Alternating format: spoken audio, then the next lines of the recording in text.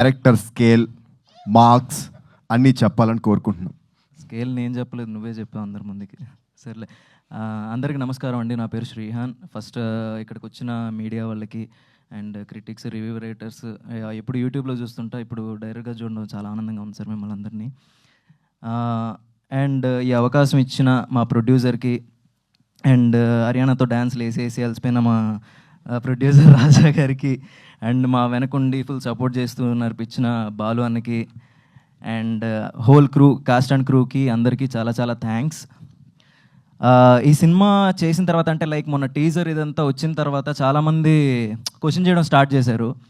Why అంటే ఎందుకు ఈ సినిమా, ఇంకా చాలా సినిమాలు ఉన్నాయి కదా, నువ్వు అది చేయొచ్చు కదా, ఇది చేయొచ్చు కదా, అది ఇదని. డబ్బులు నువ్వు పెడతావా?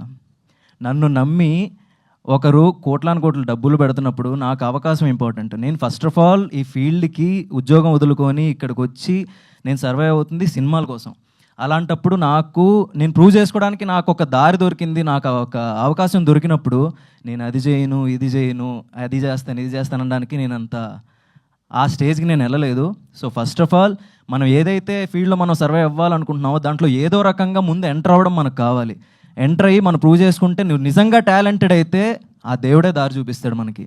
సో అలా నమ్ముకొనే ఈ సినిమా అంటే ఆడిషన్స్ కోసం అని, తర్వాత ఈ సినిమా అవకాశాల కోసం ఇంటి నుంచి బయటికి తిరిగి వెళ్తున్నప్పుడు దారిలో ప్రొడక్షన్ ఆఫీసుల ముందు నుంచి వెళ్తూ ఉంటే ప్రతిసారి అనిపించేది, అరే ఈ ఆఫీస్ నుంచి ఎప్పుడో ఏదో ఒక రోజు ఆఫీస్ నుంచి పిలుపు రావాలి అని.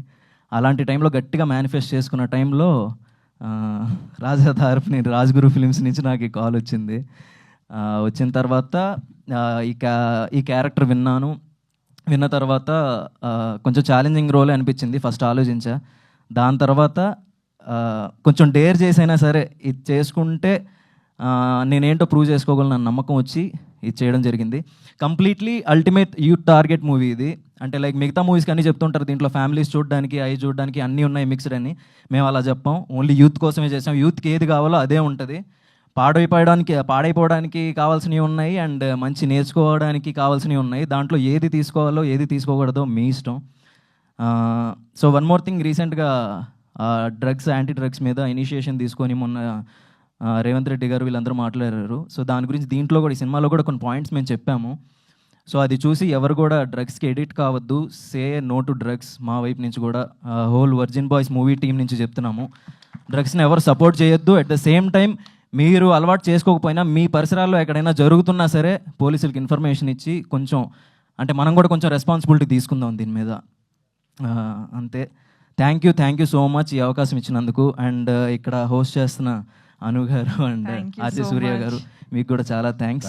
And finally director Dayanand, thank you నన్ను నమ్మినందుకు, ఈ క్యారెక్టర్ నేను చేస్తానని. థ్యాంక్ యూ సో మచ్ అండి. Thanks a lot. Thank you so much, Rihan Garu. Now, I would